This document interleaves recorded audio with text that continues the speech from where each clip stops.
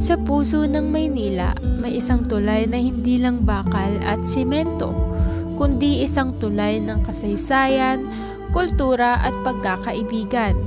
Ito ang Binondo Bridge, ang nag-uugnay sa Intramuros, ang makasaysayang lungsod ng Espanya, at sa Binondo, ang pinakamatandang Chinatown sa buong mundo.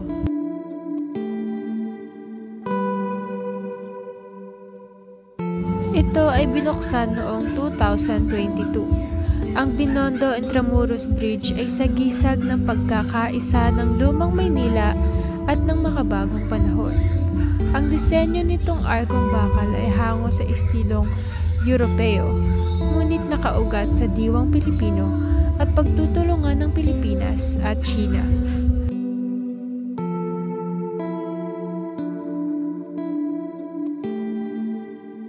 Paglagpas ng tulay, sasalubong sa iyo ang Binondo.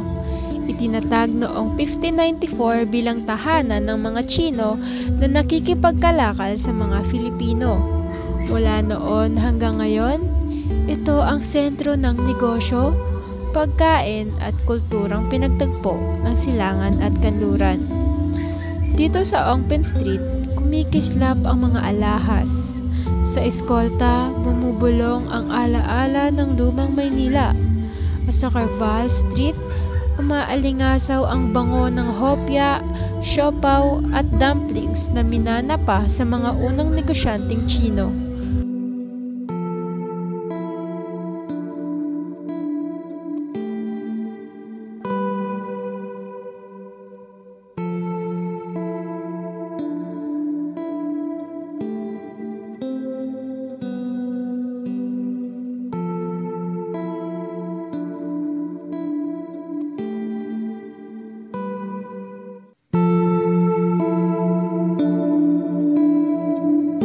Ang Binondo ay isang buhay na museo, kung saan ang sinaunang lasa ay sumasabay sa modernong panahon. Dito, pinagsasama ang tradisyon at inobasyon. Ang mga kwento ng nakaraan ay patuloy na isinasalaysay sa mga bagong henerasyon. At sa ibabaw ng lahat, nakatindig ang Binondo Bridge. Paalala na ang pag-unlad ay mas matatag kapag nakaugat sa kasaysayan.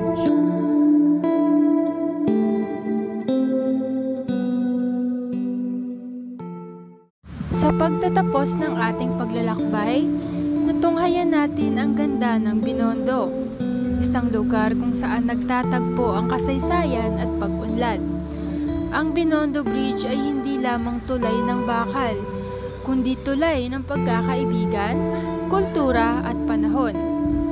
Habang patuloy na nagniningning ang mga ilaw dito sa gabi, paalala ito na ang ating pinagmulan ay gabay sa ating pag-abante.